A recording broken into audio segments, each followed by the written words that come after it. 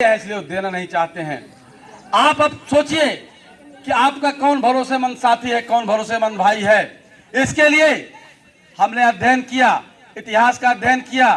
आप लोग 100-200 साल का इतिहास का अध्ययन करते हो तो उसमें आपको नकल बनाई गई है, उसमें आपको मिटा दिया गया है। देखिए मेरे भाइयों, अगर किसी की पैतृकता की पहचान करनी हो, भाइयों की पहचान करनी हो, तो उसके दो तरीके हैं। एक तो वल्दियत से पहचान होती है, दूसरे अब डीएनए से पहचान होती है।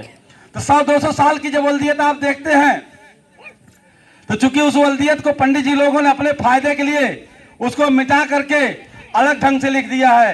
वहां लिख दिया कि चमार, कहां, लोहार, गड़रिया, नाऊ, धोबी, ये सब अलग अलग हैं। कोई छूत है तो कोई अछूत है, अलग अलग जातियां हैं, ऐसा उन्होंने लिख दिया है।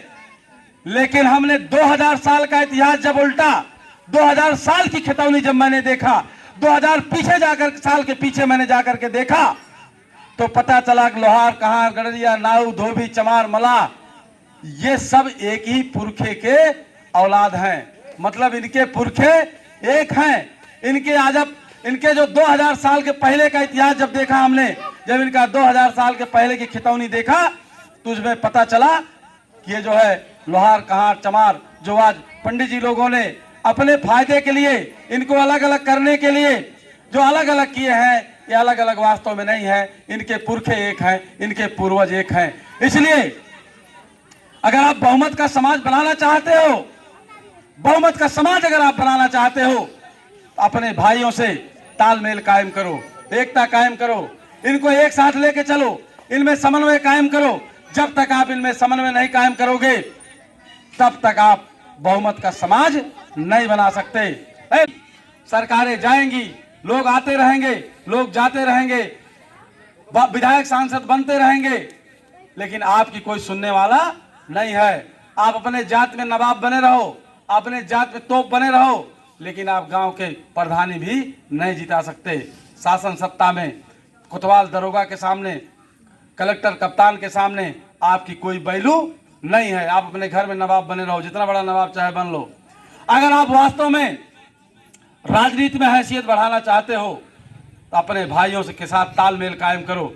लोहार, कहार, चमार, नाऊ, धोबी, पासी, खटिक, इनको सबको मिलकर के एक समाज बनाइए, बहुमत का समाज बनाइए। वही बहुमत का समाज जिसके मान्यवर कांशीराम साहब, जिसको बहुजन नाम दिया था, उसी बहुजन को Shyamlal Nishad MOST, M for minority, O for OBC, S for SC, T for tribe कहता है।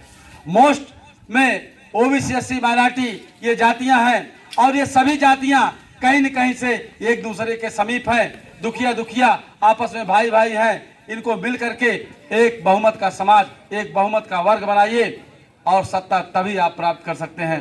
प्रधान से लेकर के प्रधानमंत्री तक आप कब्जा कर सकते हैं। अदरवाइज आपके पास भाग को कोसने के अलावा, विधवा विलाप करने के अलावा, टहल टहल कर रोने के अलावा और कोई रास्ता नहीं है। अगर आप सरकार बनाना चाहते हो, सांसद विधायक बनाना चाहते हो, तो आपको लोहार, कहार, चमार, गड़रिया, इन सब में जो है एकता कायम करनी होगी।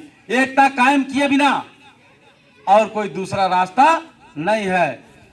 अगर आप जाति जात के आधार पर बंटे रहोगे तो चुनाव में सिर्फ यही हो सकता है कि वोटों की दलाली कर सकते हैं। आप अपना वोट किसी दूसरे को दिलवा सकते हैं, चाहे पांडे जी को दिलवा दीजिए, चाहे तिवारी जी को दिलवा दीजिए, चाहे ठाकुर साहब को दिलवा दीजिए, लेकिन आप स्वयं जो है नहीं ले सकते, या स्वयं उस लायक नहीं हो सकते। स्वयं उस लायक होने के लिए आपको इन्हीं भाइयों को जोड़ना होगा। साथियों,